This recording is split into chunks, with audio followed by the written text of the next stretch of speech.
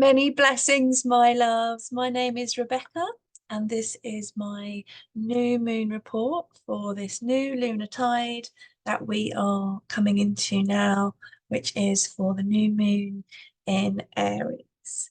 So, yes, welcome, everyone. I'm so glad to be here with you all today. So I'm going to jump into my little piece of artwork that I've done for the new moon.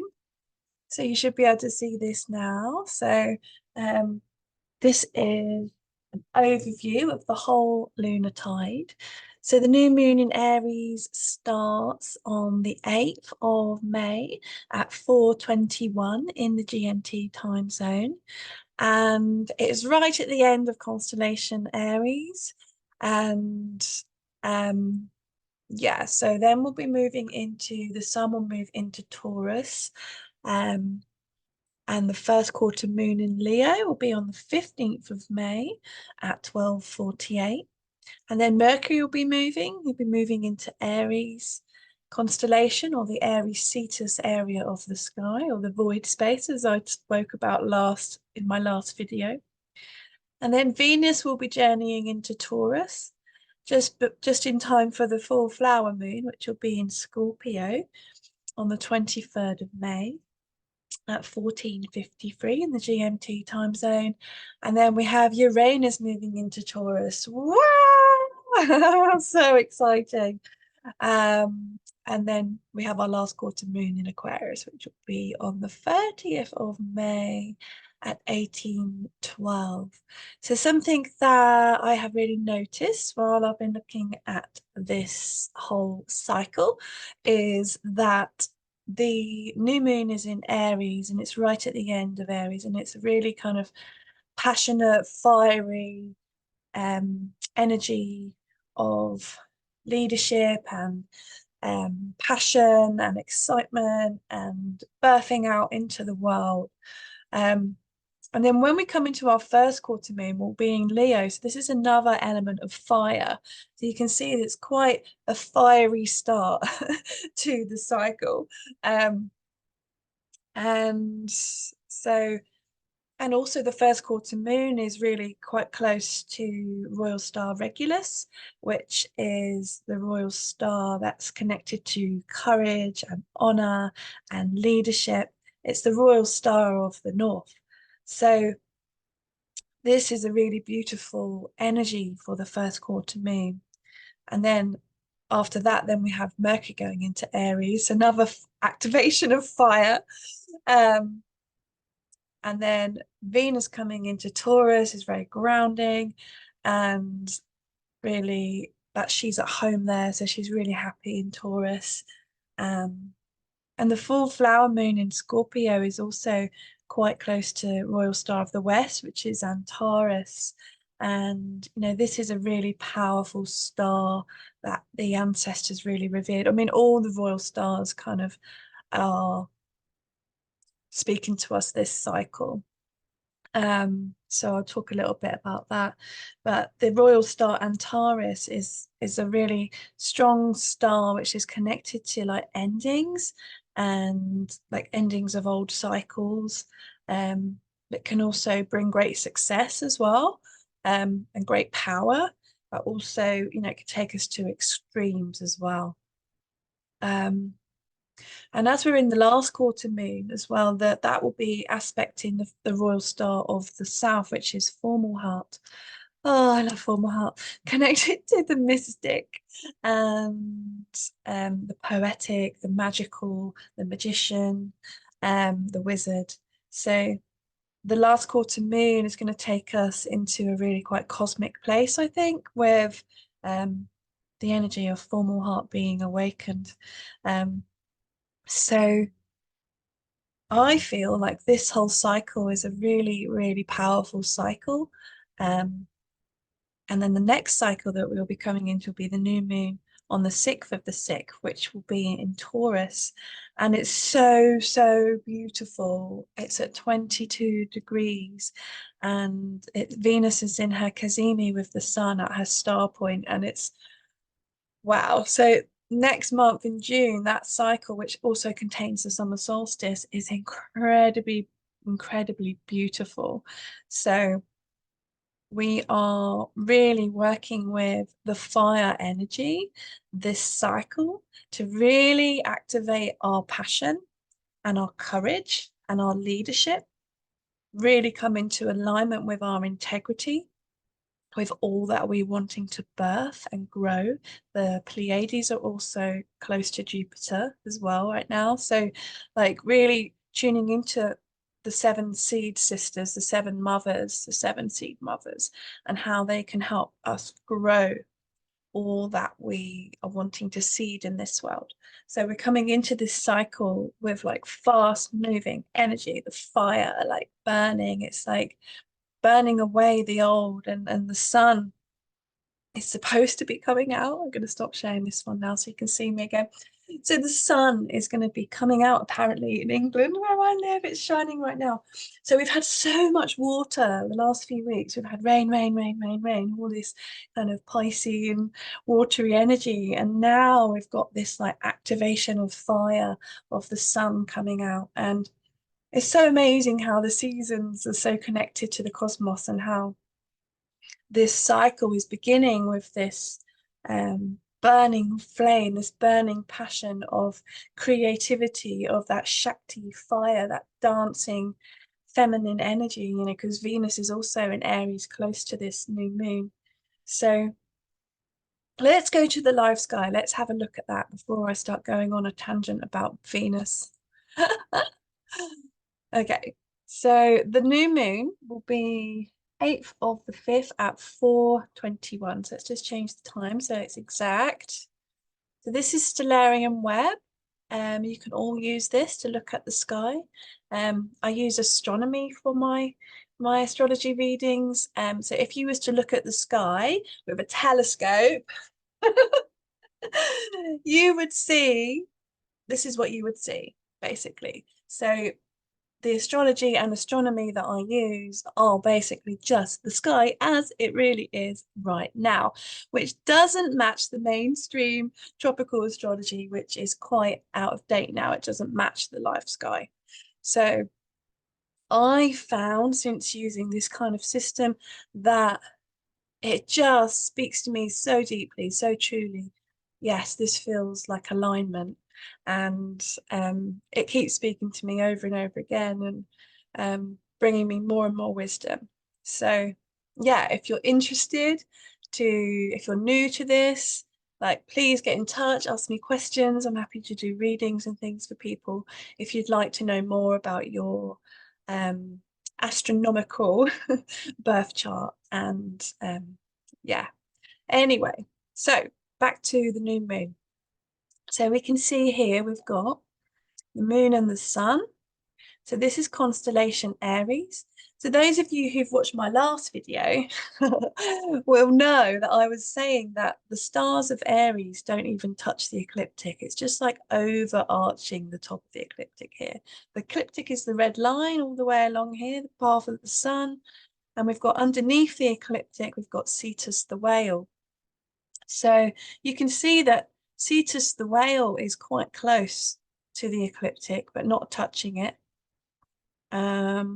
And Aries is above it. So this area of the sky as to which constellation the sun and moon are in for this new moon. You know, I'm saying Aries because I can feel that fiery energy in me right now, and I feel like once we get to this kind of end of this area of the sky before we come into the trine energy next cycle, you know, this is the time of the fire. This is the time where we are birthing out into the new, into the earth. So seeing this as like a birth portal time when the sun left Pisces, when the sun left Pisces and came through this void place of the sky, it's like being in a birthing portal time. And now the sun is right at the end of this place and is coming to meet with soon the Pleiades, the seed mothers. And so this is the earth of the Taurus time. So when you're thinking about the Pisces being the spirit and the dream and the cosmic waters, and Taurus being the physical earth here, Gaia, the land. So this place in the sky is the transition between spirit into matter. So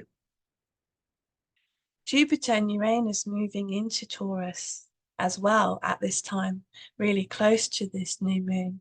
It really is encouraging us all to birth ourselves anew and to be brave, to be enthusiastic. You know, Jupiter there and Venus there and Uranus there. It's just so beautiful, you know, like it's asking us with the Venusian energy, you know, she's saying, what do we really love? And what do we really value? What is our passion? And what moves us? What drives us? What brings us that, like, yes feeling? You know, so Venus in Aries and this place in the sky, Venus is actually in the underworld right now because we can't see her in the sky. And when she comes into her Cazimi with the sun, which will be in Taurus next cycle, will be when she crosses over the sun, and then she will rise again from the underworld after that. So then we'll be able to see her in the sky again in June. So where Venus is right now, she has a really big part to play in this new lunar tide because she is in the birthplace. It's like and we know that when we're giving birth to things, we are in like this other realm of possibilities. And so imagining Venus is in the underworld, Venus is giving birth to herself to rise again as the morning star in June. So I feel like this cycle is really about really asking ourselves what it is we want to lead with, you know, what it is that we love, and having the courage, first quarter moon in Leo, to step into that, to like go, yes, I'm going to do that. I'm going to be that now in this world because we are with Jupiter and Uranus moving into Taurus. It's like we are now being asked to create a world that we love. Venus, Cazimi in Taurus, create the earth that we love, that we value, really finding that. So this cycle, it's like, really, what is my inner flame? What is my, because the flame is the sun, is the star, which is inside of all of us. It's our unique star energy. So what is my inner flame? What is my soul wanting to create in this world? And from this underworld place of Venus, it's where all the alchemy and the growing and the it's like it's in that kind of birthing cauldron of energy. But what's been coming through for me around this energy, this place in the sky, is to really look at our wildness, to look at our the ways that we've been domesticated and the ways that we've been tamed. And actually, like Venus in Taurus is wild. You know, she's like her feet in the earth covered in mud. You know, so Venus in Aries now is like that wild, untamed feminine energy that is like so passionate, so in that kind of energy of Shakti fire, you know, that wow, like that could create anything, you know, that could create volcanoes erupting or could create like powerful new projects, life. You know, it's like this is a really really powerful and beautiful energy to be working with. And I feel like the wild, primal, sensual energy that could be coming through right now, and it could be really, really a dance to be working with at this seed of this new lunar tide. So yeah, asking ourselves the question, like, what is really truly my passion? What am I here? What if I'm going to lead with this? Like, it has to be led with love. And if love is that which we're leading with, you know, it's going to be amazing, right? I was talking to my son about leadership the other day because we were saying how it feels to be a leader of something. And I was sharing, you know, created the Mama Village Network. And, when we have events, I'm in kind of a leadership role there, like really moving the energies and helping people. And I said, you know what though? I'm doing it because I love it, because I have so much love for the community, for the mamas and the children and the papas and the elders and the aunties. I have so much love for that. That is what's feeding it, is my love. And so, as we're going to be tested this cycle, I feel around our integrity and honor, with the first quarter moon being close to Regulus, so our leadership and on our leaders, even globally, we may be looking at, well, who is leading this earth, and are they in integrity with the earth for everyone? So could be lots of questions that we're asking around integrity and around honor. And it may be around us coming into that place of leadership and courage inside of us to really live our passion, and what is important, what do we value, is really going to be coming through, I feel, over this next cycle. So I'm just going to go through to the 15th of May, and the time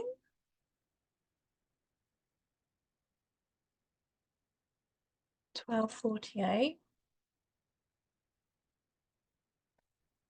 You can see the moon is in Leo the lion, and close to Regulus, the royal star here.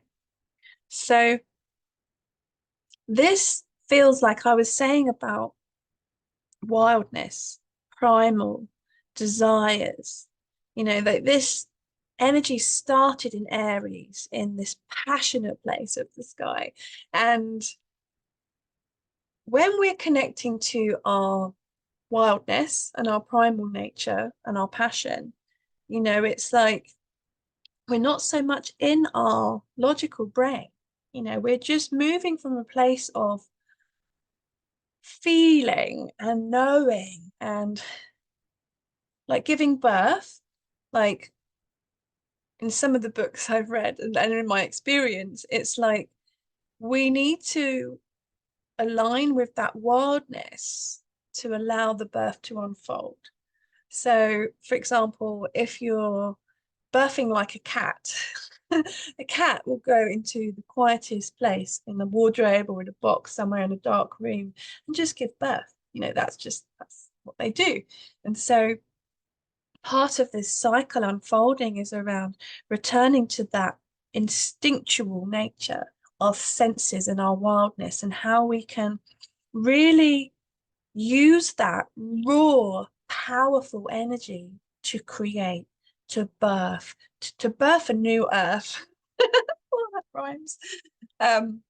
Yeah. So coming up to the first quarter moon will be when it's going to, I'm trying to think when Uranus goes into Taurus now. It might not be then.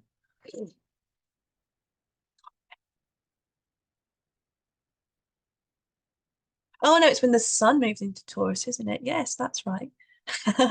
So around the first quarter moon will be when the sun crosses into Taurus. I think it actually moves in about a few days before the first quarter moon. Look, there you go. 14th, boom, over the line.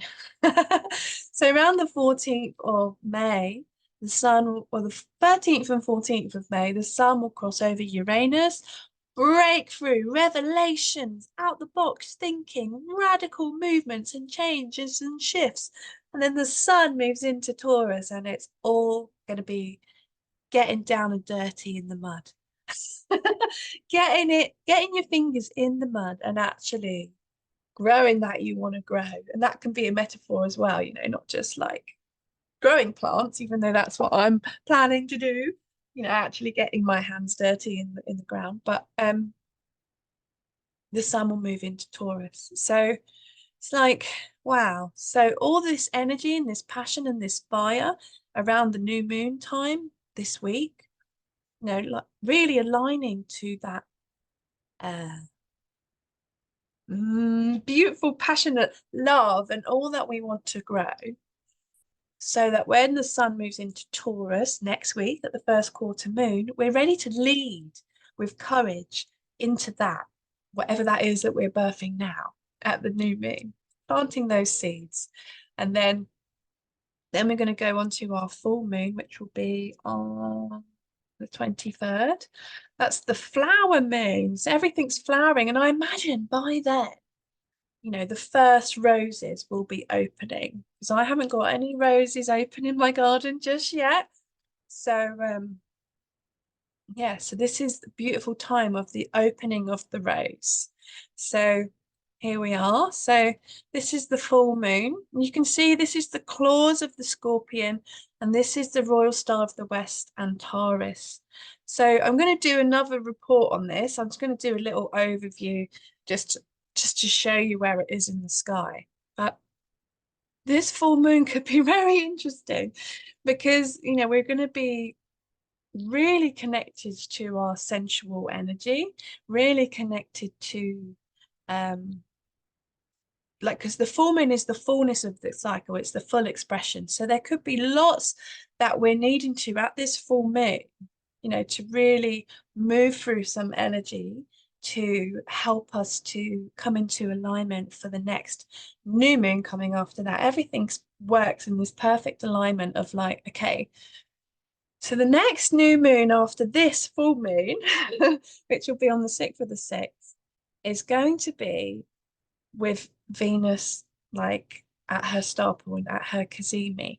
So, so beautiful. So there could be stuff coming up around this full moon, which will be on the 23rd, which could take us to some extremes of, how we may be pushing too hard, or where we may be in power struggles, or where we may be in conflict. So yeah, using the energy of what we're growing, we could be saying this new moon, we're really tuning into our passion, we're really tuning into our hearts. And by the time we get to this full moon in Antares, there could be things that are needing to burn. And, so this new moon and first quarter moon are in fire signs. So when we come into the deep, deep waters of Scorpio, it's like there could be a big release or a big ending of something that could be connected to our past, that could be connected to, things that are ready to shift and move on. And because this whole cycle is so affected by Uranus, it could be very unexpected, that stuff could come up to the surface during the building of this fiery cycle that will be like, whoa, we get to the full moon and there could be a sudden shift, a change that we didn't see coming. So just to keep in mind that this whole cycle is really governed by the unpredictable of Uranus. And Uranus is about to move into Taurus fully. So, it's like it could be bringing up a lot, this cycle, by the time we get to the full moon. So, yeah, let's all watch out for that. Then we're going to go to the 30th, 1812.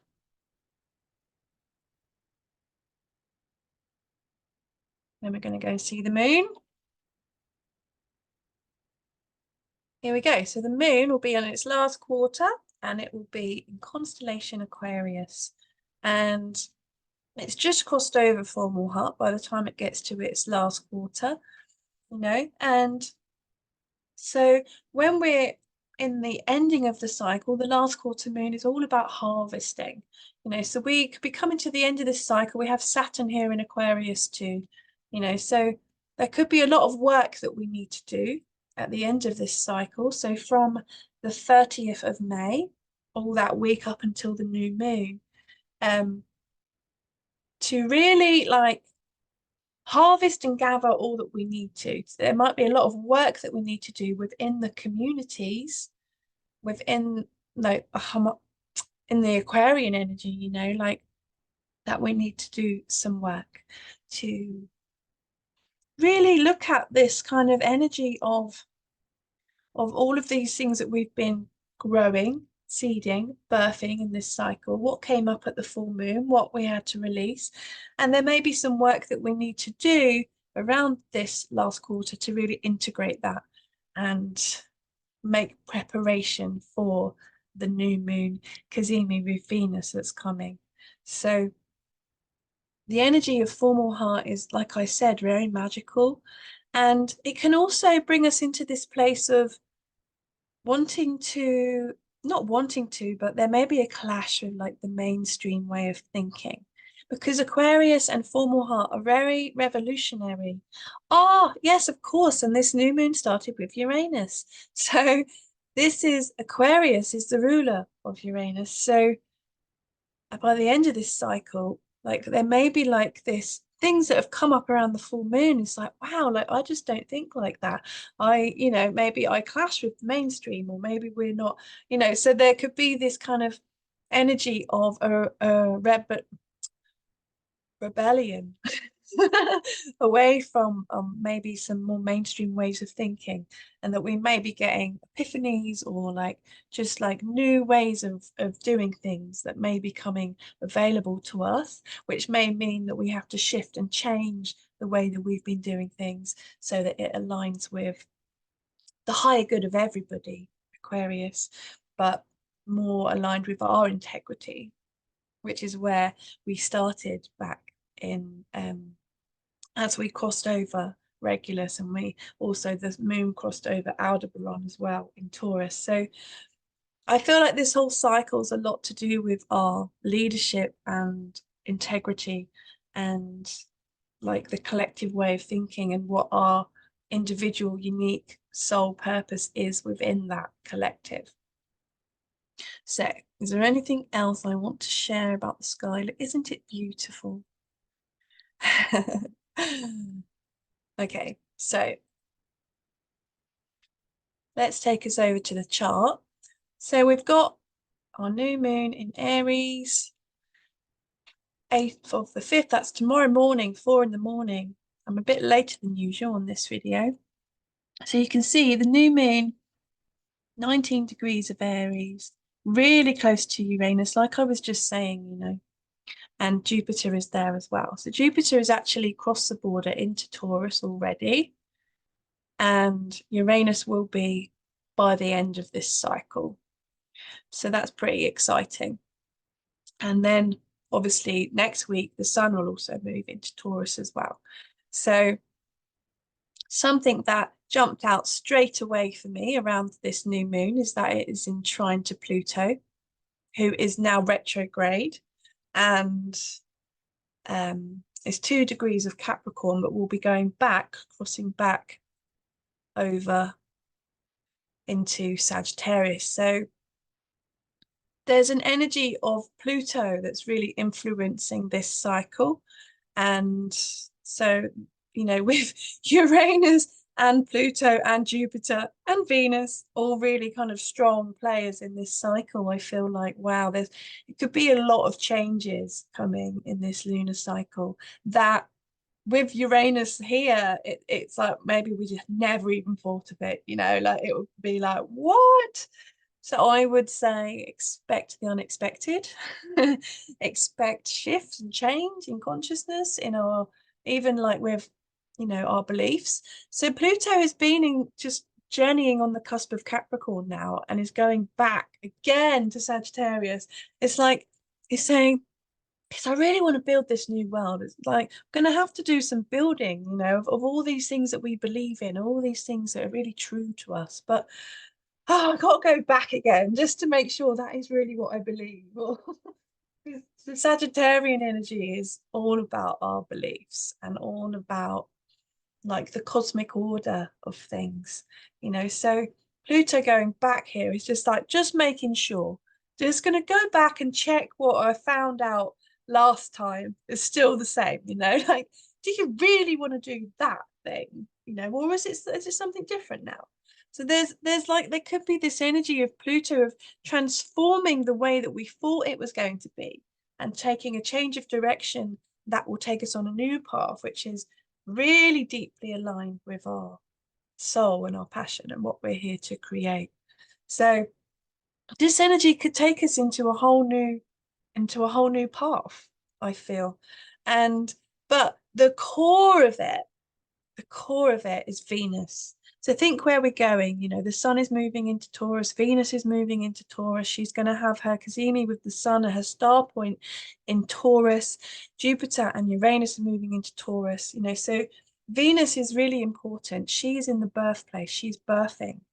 And so really aligning to our hearts. Like, let's be honest with ourselves. What do we really love? And what is really important? What do we really value? Venus is in trine to Juno, who is in Leo. This is where the first quarter moon will be. So Juno is an asteroid, and she is in the mythology connected to Jupiter's wife. She's Jupiter's wife. So Jupiter is next to the new moon. You know, so the question is, because Juno is all connected to maternal things and the home and the feminine cycles and motherhood and fertility and also commitment. You know, so this cycle, she's in trine to Venus at the beginning of it. And so the question is about being committed to our vision, being committed to our dream, all the stuff that we envisioned in Pisces here, you know, this whole journey. You know, it's like being about us tuning to our dreams and our visions and the oracles and the cosmos. Now it's like there's an action energy that is saying, okay, well, let's take action and really show how committed we are by taking this action forwards. So we have Pluto in trine to the new moon. We have Venus in trine to Juno. What else do I want to talk about? Something that I also made some notes on actually was that Mars is going to be joining with the North Node for a little while. And so the North Node is what we're moving towards, right? So all those visions and dreams that we've been so excited about, Mars moving in conjunction with them is going to actually get it moving. So we might start seeing huge movements towards what we want to create. So this is great. This is really great energy. But on the flip side to that, you've got Black Moon Lilith in conjunction with the South Node in Virgo. You know, so I think she's kind of jumping backwards and forwards between Virgo and Leo at the moment. So some of this cycle she's in Leo, some of it she's in Virgo. She's doing a bit of a dance between these two constellations. So Black Moon Lilith, you know, in conjunction to the South Node, this is going to bring shadows and fears up around letting go of the past. You know, so Mars is going to be having this huge impact on our destiny and our collective North Node and what we're all moving towards. It's like going to feel fast, it's going to feel passionate, it's going to feel driven, you know. And then on the flip side of that, it's like Black Moon Lilith might be bringing up lots of fears around the change and the movement towards the North Node. And the South Node is all of that which we've already done and all of our karma and all of our past lives. So there may be stuff pulling us back even from the past that may be subconscious that we might not even be aware of. You know, it might be like ways that we sabotage ourselves, or ways that, because Virgo is connected to service and giving and work, how we overgive or that we sacrifice ourselves so that we stay in this place of service rather than moving towards our visions and our dreams. So this energy could be interesting, you know, around this new moon. It's like, I'm going to move forward. We've got Mars here. Let's go, go, go. And then there's all this stuff like, like pulling us down into the past, like this kind of like conflict or struggle to get going, you know?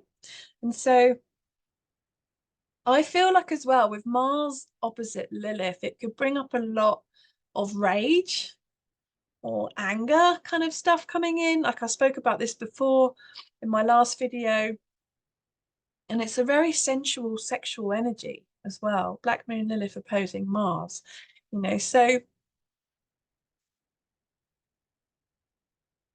I really feel like our sensuality and our desires, with Pluto here in trine to this, it's like allowing ourselves to live that path of our real integral passion, like what we really truly love and what really feeds our soul, allowing ourselves to have that.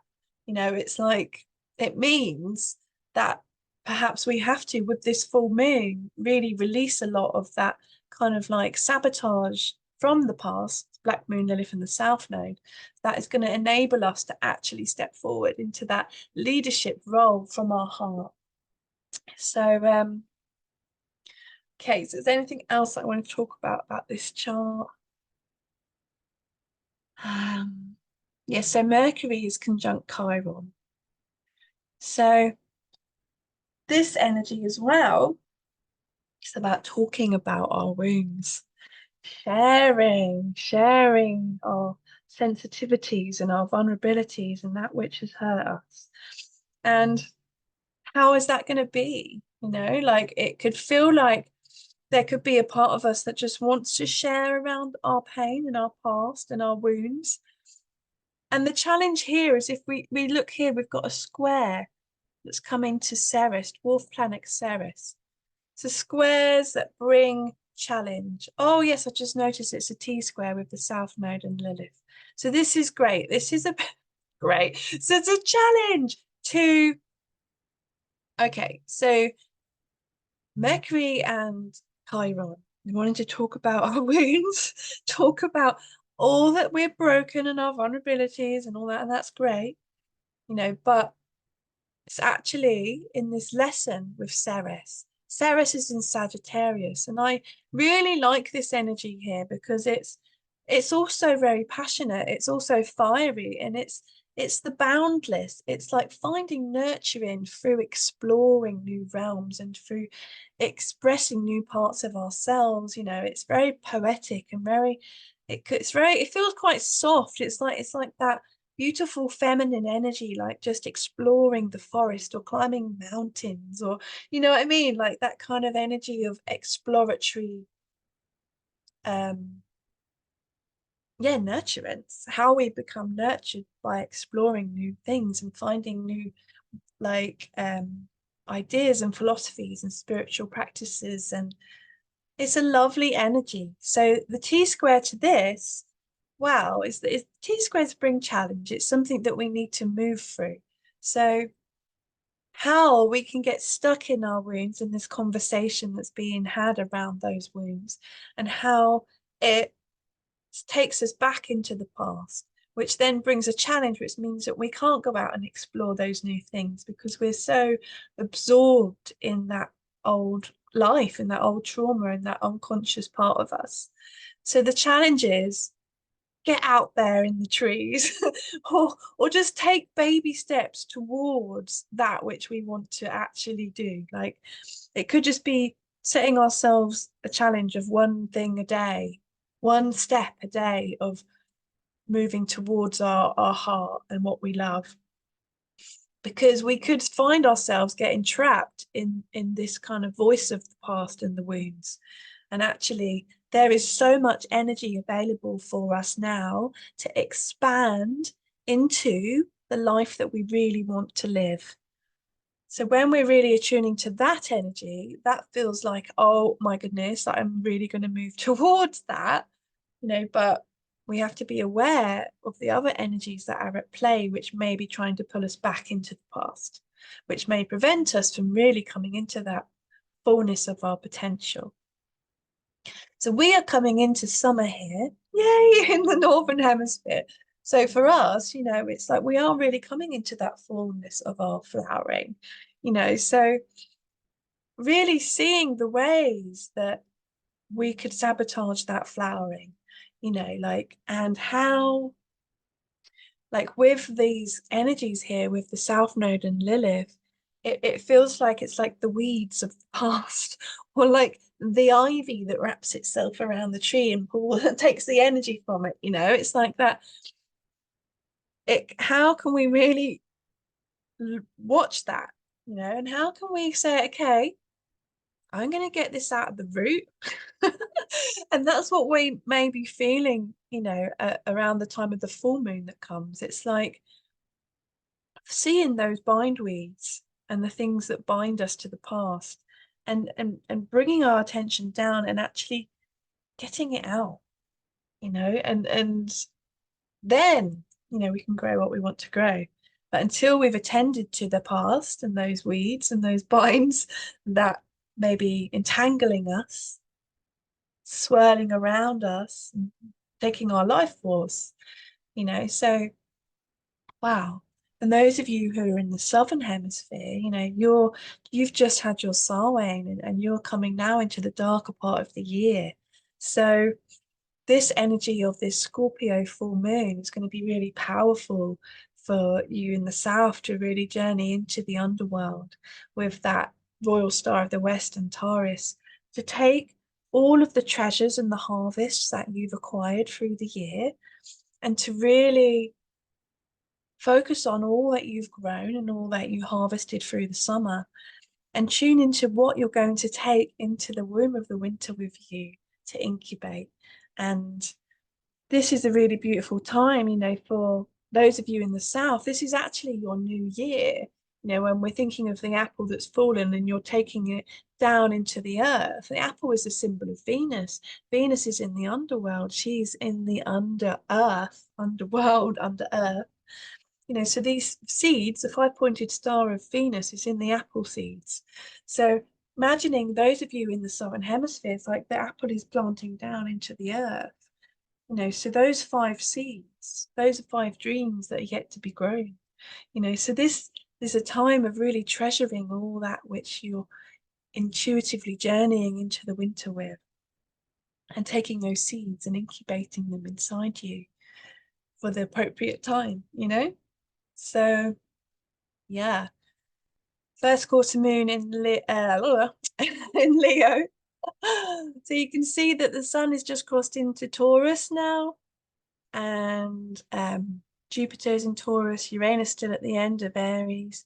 Mercury is at 0 degrees of Aries. He's just gone into Aries. Fire, fire, fire. Woo! But it's not all fire. We've got water there as well with Cetus. This is alchemy, alchemy for our voice. Oh, wow. That feels really good, doesn't it? Yeah, so Ceres is in trine to all of this lovely stuff happening up here in Aries and Taurus. And Pluto is still in trine as well to Uranus. Wowza. Mercury, who's just crossed into Aries, is in trine to the moon in Leo, really close to Antares. Black Moon Lilith has moved over into Leo, and she's in a grand trine with Ceres and all of this energy up here with Uranus on this cusp. So the first quarter moon, 15th, this is a really powerful time. And this is a time to be embracing our wildness and going out there, exploring nature, taking our shoes off, like getting our fingers dirty, like really embracing the earth as our lover, as the Ceres energy is in trine, and it's like really exploring our nature, our own nature, through nature, with nature. And I feel like this is going to take us into, like with the Uranus energy, such an unexpected and revolutionary and awakening place that, wow, it's a grand fire chime. So, yeah.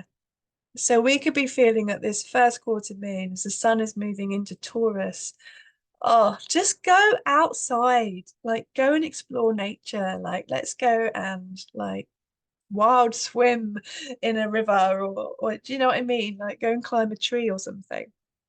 Embrace your inner lion, lioness, and yeah, roar and express ourselves creatively. Lilith in Leo is very creative. So yeah, I'm not going to go into the other two charts with the full moon in Scorpio and the last quarter moon in Aquarius, because I've been talking for a long time. But I will come back in a few weeks to talk about that some more. You can see that the full moon is conjunct Pallas Athena.